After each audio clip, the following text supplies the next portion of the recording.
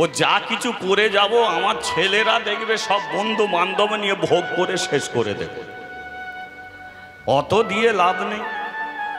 তবে আমার বাড়িতে একটা আশ্রম করছি, কারণ আমার বাবাও নেই মাও নেই, মরে গেছে।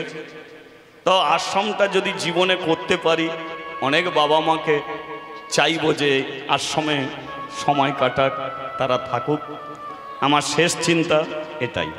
ঠিক আছে, এবার চলো, এবার যেটা বলছিলাম, তাহলে ছোট জাতের বাড়িতে ঢুকেছে কি, তোরা আয়না ছুটে আয়না ছুটে আয়না ছুটে নে না লুটে, এই হরিনা এই কৃষ্ণ না, আয়না ছুটে নে না লুটে, এই হরিনা